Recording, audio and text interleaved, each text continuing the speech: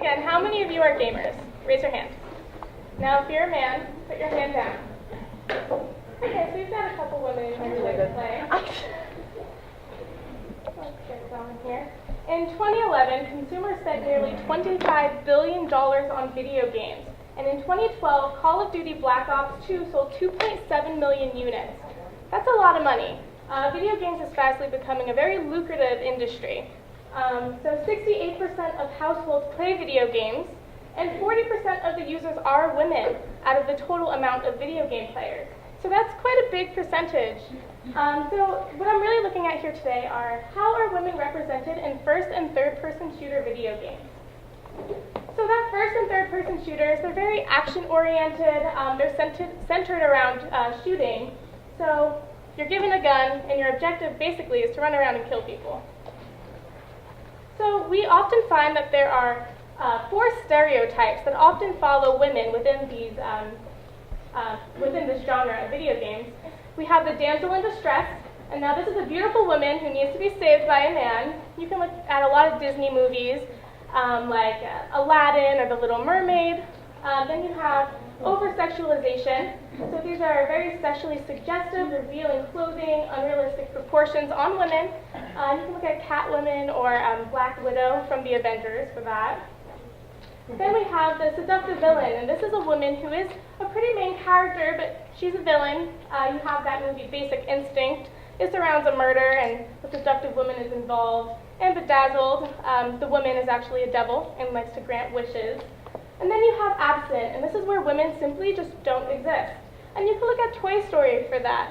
And you might say, oh, well, Toy Story has Mrs. Potato Head and Jessie, but a good way to gauge whether women are actually present in a video game or a movie is through the Bechdel test.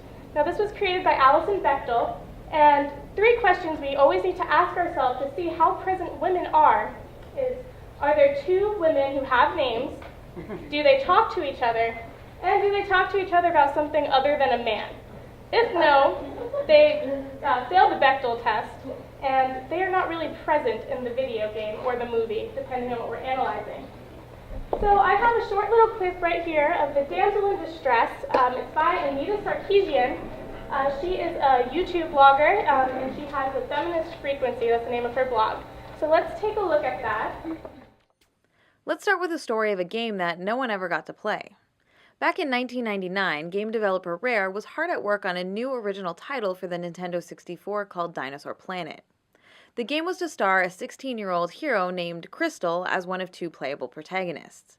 She was tasked with traveling through time, fighting prehistoric monsters with her magical staff, and saving the world. She was strong, she was capable, and she was heroic. And who might you be, animal girl? My name is Crystal.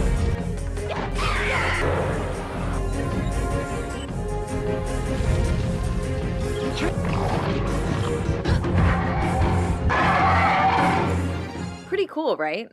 Well, it would have been, except the game never got released. As development on the project neared completion, legendary game designer Shigeru Miyamoto joked about how he thought it should be the 3rd installment in his Starfox franchise instead. Over the next 2 years, he and Nintendo did just that. They rewrote and redesigned the game and released it as Starfox Adventures for the GameCube in 2002. In this revamped version, the would-be protagonist Crystal has been transformed into a damsel in distress and spends the vast majority of the game trapped inside a crystal prison, waiting to be rescued by the new hero, Fox McCloud. The in-game action sequences that were originally built for Crystal were converted to feature Fox instead. Crystal is given a skimpier, more sexualized outfit. Wow, she's beautiful.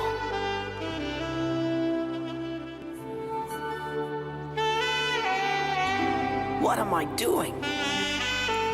And yes, that is cheesy saxophone music playing to make sure it's crystal clear that she is now an object of desire, even while in suspended animation. To add insult to injury, Fox is now using her magical staff to fight his way through the game to save her. The tale of how Crystal went from protagonist of her own epic adventure to the passive victim in someone else's game illustrates how the damsel in distress trope disempowers female characters and robs them of the chance to be heroes in their own right. Another example of third-person shooter, however, is Resident Evil 4.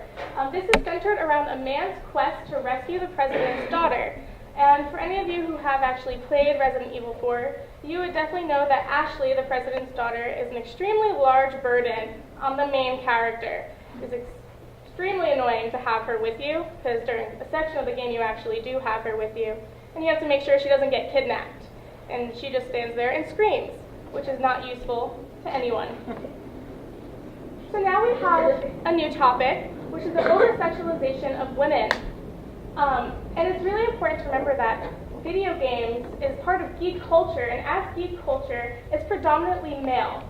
So it caters predominantly to a male audience that supposedly makes up this viewing.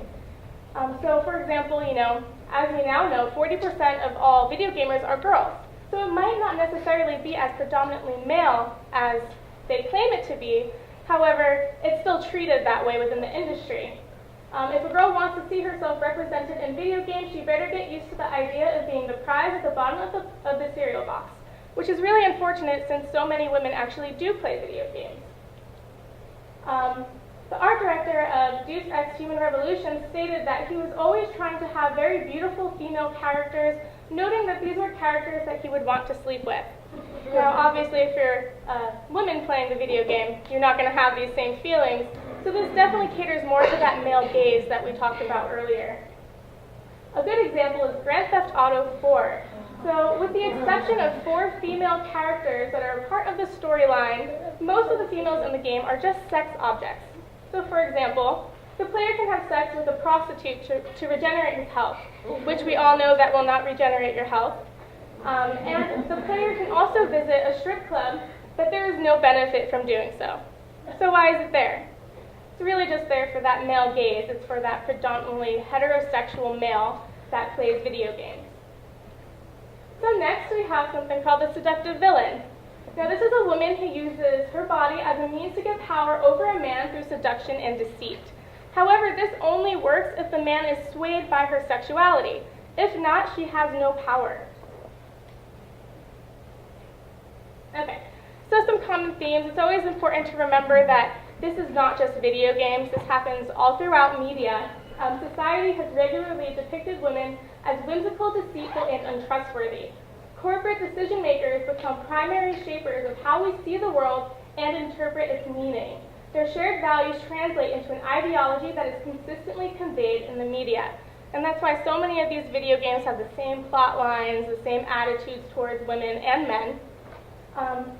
So, women are often underrepresented, more frequently sexualized, more attractive, less powerful, and dressed more scantily than males. So, for example, we have Citra from Far Cry 3. So, when you get to the island that you crash on, your name is Jason, and Citra very kindly gives you a stripper pole dance, which we all know that's what we do when we welcome men into our house. So after that, she becomes your friend. She teaches you how to become a very strong warrior. And spoiler alert, halfway through the game, she gives you an ultimatum. Either you can stay on the island and live with her and kill your friends, or you can leave with your friends and forget about the island. Now, if you are swayed by Citra's sexuality, and you decide, hey, yeah, I want to stay on that island with Citra, she'll profess her love to you, and you'll have some nice graphic sex, and afterwards, as soon as you finish, she will stab you in the heart and thank you for the child that will now be the new leader of her tribe, which is awfully nice, so in short, you die. If you decide that, hey, you know what, Citra, you're not that important to me, I'm going to save my friends, she ends up dying in the scuffle, and you leave the island, and that's that. So it's quite obvious that she has the power only if the man is buying into that sexuality she's giving. The same thing can go for Excella from Resident Evil 5. Now she's extremely smart. She is the CEO of her corporation and the lead developer of the virus that is featured within this game.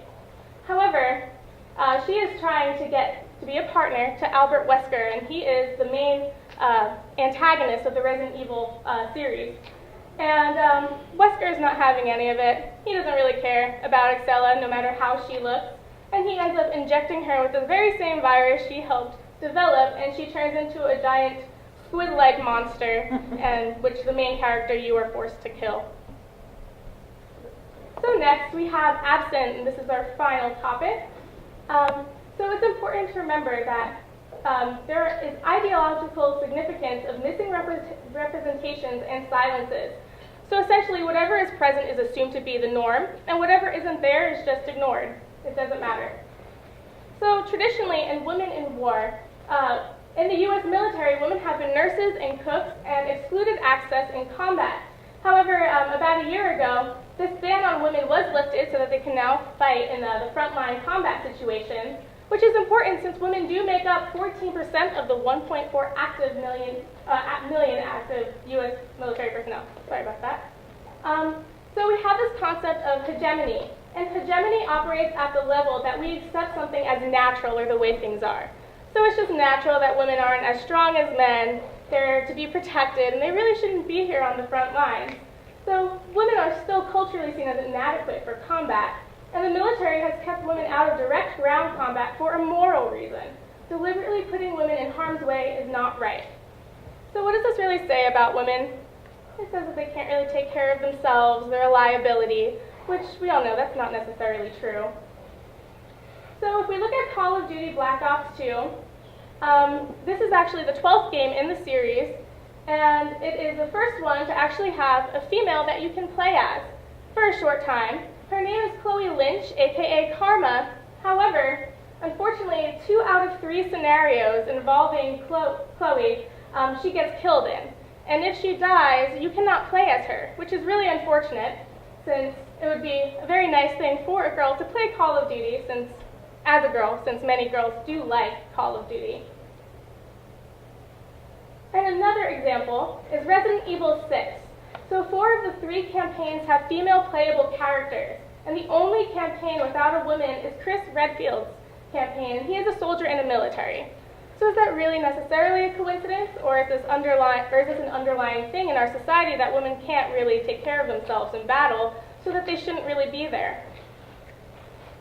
And I would hate to leave this off on a terrible, sad note, so we have a fair representation right here. Her name is Samus Aran.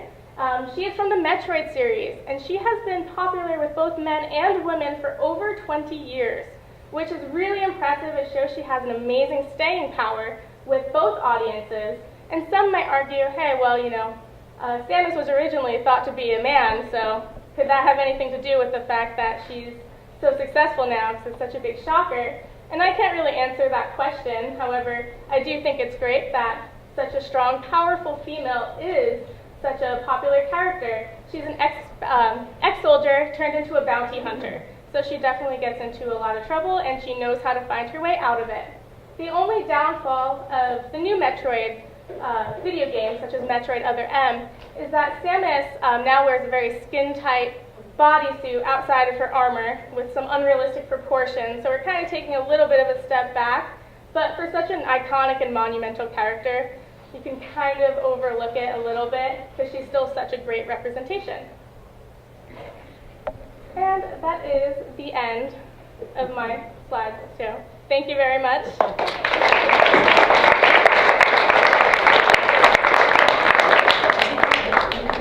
Anybody have any questions for either of us before you go? Questions about video games, about representations of women? Allison, are you a gamer? I am. You are? Yes. Favorite game? My favorite game? Yeah. Call of Duty. Black Ops 2. Did you count Tomb Raider as a first-person shooter? It can be. I mean, it's kind of hard to. Yeah. There's so many games that can fall into the category and that cannot. I suppose that one can. The only reason why I didn't mention her is because she's so over-sexualized that she's not necessarily that fair of a representation.